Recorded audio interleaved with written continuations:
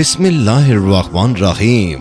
शुरू अल्लाह के नाम से जो बड़ा मेहरबान और नहायत रहम करने वाला है। विकिपीडिया टीवी के मोहतरम अजीज दोस्तों, अस्सलाम वालेकुम। मोहतरम नाजरीन, आज की इस वीडियो में हम पेश करने जा रहे हैं एक ऐसा वाकया जिसे सुनकर आप हैरत में पड़ जाएंगे। ये वाकया है एक अल्लाह वाले और एक खूबसूरत ईसाई लड़की का। इस वाक्य को मुकम्मल तौर पर समझने के लिए इस वीडियो को एंड तक जरूर देखें। मोहतरम नाजरीन, एक अल्लाह वाले नेक बुजुर्ग थे। एक दफा सफर की गर्ज से वो ईसाइयों की बस्ती के करीब से गुजर रहे थे। उस बस्ती के ऊपर सलीबें लटक रही थीं। थोड़ी देर के बाद वो एक कुएं पर असर की नमाज अदा करने के लिए वजू करने लगे तो वहाँ पर उनकी एक लड़की पर नजर पड़ी। वो लड़की नहायत ही खूबसूरत थी। शेख साहब के दिल पर छा गई। शेख साहब का सीना वहीं इल्म से खाली हो गया। बाहुक्म अल्लाह ताला शेख साहब से हर चीज छीन ली गई। अपने मुरीदों से कहने लगे, जाओ वापस चले जाओ, मैं उधर जाता हूँ जिधर ये लड़की होगी, मैं उसकी तलाश में जाऊंगा। मुरीदों ने रोना शुरू कर दिया। कहने लगे, शेख साहब आप क्या कर रहे हैं? नाजरीन ग्रामी, ये वो शेख थे जिनको 1 लाख हदीसें याद थीं, कुरान के हाफिज थे, सैकड़ों मस्जिदें उनके दम कदम से आबाद थीं। उन्होंने कहा कि मेरे पल्ले अब कुछ नहीं रहा जो मैं तुम्हें दे सकूं, अब तुम वापस चले जाओ। शेख साहब उस बस्ती की तरफ चल पड़े जिस बस्ती की तरफ वो लड़की गई थी। वहां जाकर लोगों से पूछा कि लड़की कहाँ की रहने वाली है। लोगों ने बताया कि ये लड़की यहाँ के लंबरदार की बेटी है।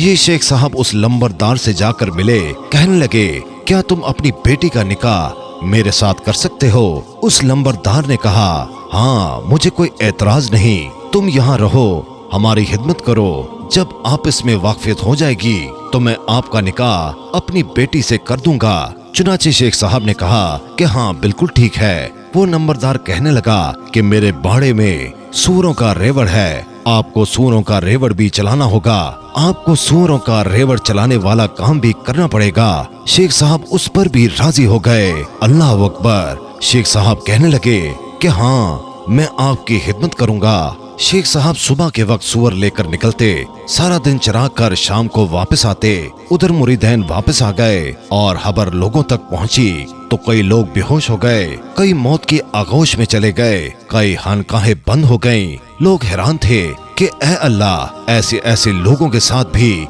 तेरी ये बेनियाजी का मामला हो सकता है। 1 साल इसी तरह गुजर गया। शेख साहब के एक मुरीद थे और खुद भी अल्लाह के वली थे। जानते थे कि मेरे शेख साहब इस्तकामत वाले हैं, मगर इस मामले में कोई ना कोई हिकमत जरूर होगी। उस मुरीद के दिल में ये बात आई कि मैं वहां जाकर हालात मालूम करूं। चुनाचे वो मुरीद उस बस्ती की तरफ चल पड़े। जब बस्ती में पहुंचे तो लोगों से पूछा कि मेरे शेख किधर हैं? लोगों ने कहा, तुम फलां जंगल में जाकर देखो, वहां सूअर चला रहे होंगे। जब वो मुरीद वहां गया तो क्या दिखता है कि वही अलामा और वही असा जिसको लेकर वो जुम्मे का खुतबा करते थे, उसी हालत में सूअरों के आगे खड़े सूअर चला रहे हैं। वो मुरीद साहब करीब हुए तो पूछा, हजरत आप तो कुरान के हाफिज थे, आप बताइए कि क्या आपको कुरान याद है? वो शेख साहब फरमाने लगे, अब मुझे कुरान याद नहीं है। उस मुरीद ने फिर पूछा, हजरत कोई एक आयत भी याद है? वो शेख सोचकर कहने लगे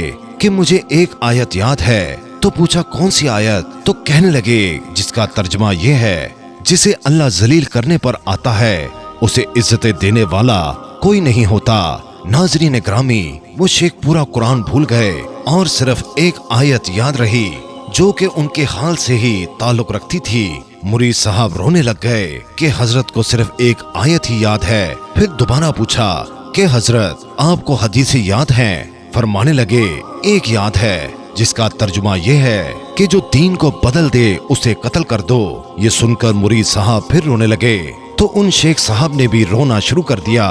किताबों में लिखा है, शेख साहब रोते रहे और रोते हुए उन्होंने कहा, ऐ अल्लाह, मैं आपसे ये उम्मीद तो नहीं करता था कि मुझे इस हाल में पहुंचा दिया जाएगा। वो शेख साहब रो भी रहे थे और ये फिक्रा बार बार कह रहे थे तो अल्लाह ताला ने शेख साहब को तौबा की तौफीक अता फरमा दी और उनकी कैफियतें वापस लौटा दी।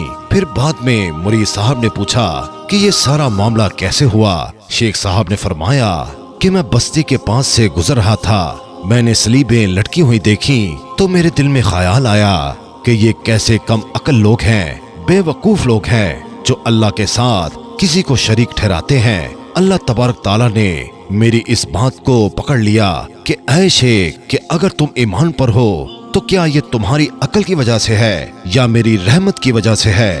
یہ تمہارا کمال نہیں ہے، یہ تو میرا کمال ہے کہ میں نے تمہیں ایمان پر باقی رکھا ہوا ہے۔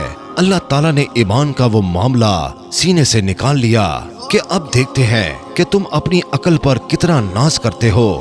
تم نے یہ لفظ کیوں استعمال کیا؟ تمہیں یہ کہنا چاہیے تھا کہ اللہ تعالیٰ نے ان کو محروم کر دیا ہے۔ تم نے عقل اور ذہن کی طرف نسبت کیوں کی؟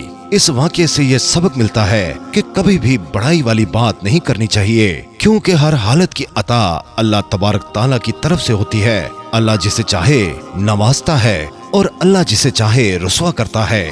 اگر کوئی نماز پڑھتا ہے تو یہ اللہ کی عطا ہے، اس میں اس نماز پڑھنے والے کا کمال نہیں، اور اگر کوئی نماز نہیں پڑھتا تو اللہ تعالیٰ نے اس کو توفیق ہی نہیں دی۔